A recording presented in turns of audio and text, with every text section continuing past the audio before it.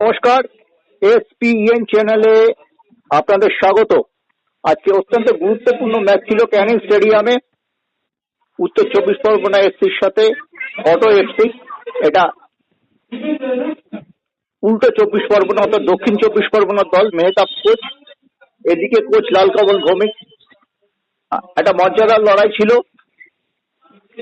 Bengal super লিগে এই প্রথম কোনো ম্যাচ শেষ হলো না। খেলা শেষ হয়ে যাওয়ার 4 মিনিট আগে দল তুলে নিয়েছে মেহতাবের দল অটো এফসি। আমার সঙ্গে আছেন উত্তর 24 পরগনা দলের অন্যতম দল মালিক নবাব ভট্টাচার্য। নবাব, কি হয়েছে? না, প্রথমে আমি আপনার কথা আপত্তি জানাই, আমি এই দলের মালিক নই। আচ্ছা, এটা আমার জেলার ফ্র্যাঞ্চাইজি টিম। আমি জেলা সেক্রেটারি হিসেবে এদের সহায়তা করছি। আচ্ছা, আমি এই দলের মালিকও নই, কেউ নই।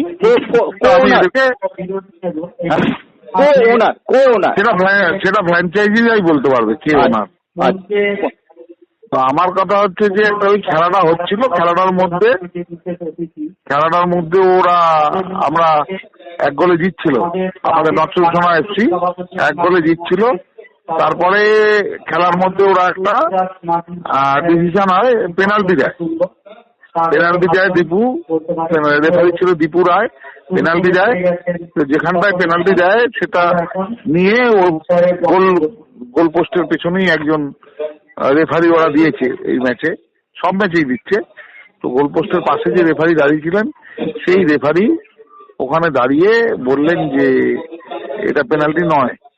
তখন সেটা ওভারটার্ন করে ডিসিশনটা চেঞ্জ করে ড্রপ দেয়। ড্রপটা ধরেই নটসুলসোনা গোলকিপার একটা লম্বা হাতে বলটা ছড়ে এটা সুজল মুন্ডা ধরে এবং সুজল মুন্ডা সেই বলটা টেনে নিয়ে গিয়ে একদম সেন্টার করে, ভালো একটা সেন্টার, এবং সেখানে কুন্তল পাখিরা সেই বলটা থেকেই আবার গোল করে দেয়। কুন্তল পাখিরা তো খুবই চোখ কেটেছে এইবার এই বিএসএল প্রতিযোগিতার অন্যতম আবিষ্কার। তো গোল করে দেওয়ার পরে 2 গোলে এগিয়ে যায়। তখন ওখানে একটা প্রতিবাদ করে ওদের প্লেয়াররা, সুন্দরবনের প্লেয়াররা প্রতিবাদ করে এবং প্রতিবাদ করে তখন ওখানে রেফারি সুব্রত রেফারিকে ওদের গোলকিপার একটা ধাক্কা মারে। তাতে রেফারি দীপু রায় আবার একটা কার্ড দেখায়, রেড কার্ড দেখায়। তো 2টো রেড কার্ড হয়ে যায় এটা নিয়ে। প্রথম রেড কার্ডটা ওদের বিদেশি প্লেয়ার ফার্স্ট হাফের শেষের দিকে দেখেছে। তো তারপরে দুটো রেড কার্ড হয়ে যায়। তখন একটা গন্ডগোল, মানে প্রতিবাদ, কাউন্টার প্রতিবাদ, যদিও কোনো ঝুট ঝামেলা কিছু হয়নি। কিন্তু তারপরে সুন্দরবন ওই 92 মিনিটে যখন 2 গোলে পিছিয়ে, তখন টিমটাকে রিফিউজ টু প্লে, খেলতে চায় না। রিফিউজ টু প্লে হয়। 92 মিনিটে কি কোনো ইনসিডেন্ট হয়েছিল?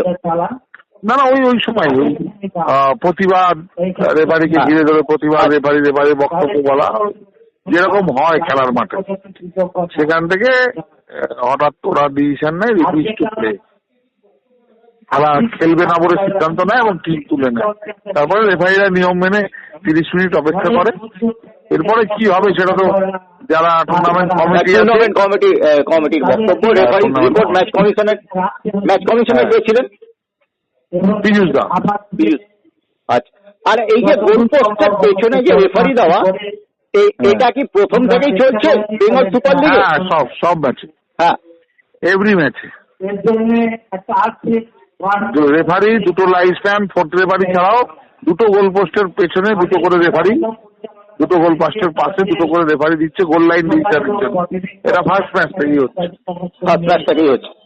এবং সেই তারিখ এর মধ্যে তাদের কোনো উল্লেখযোগ্য জাজমেন্ট ছিল না। আজকে প্রথম জাজমেন্টের ঘটনাটা ঘটে। না, এর আগেও এরকম হয়েছে। হয়তো পেনাল্টি ওভারটার্ন হয়নি, কিন্তু তাদের ডিসিশন এর আগেও রেফারি, এটা অ্যাকচুয়ালি যেটা বিদেশে VAR দেখে চেঞ্জ করা হয়, ভুল দিলে কোনো, সেটা ওখানে তো একটা রেফারি গাইড করার মতো আছে যে রেফারি ডিসিশনটা নিচ্ছে এবং সেই ডিসিশন অনুযায়ী রেফারিটা ডিসিশনটাকে পরিবর্তন করে। আমাদেরকে দায়মুক্ত করার জন্য এগিয়ে এসেছেন। অনেক ধন্যবাদ বাবা। Thank you.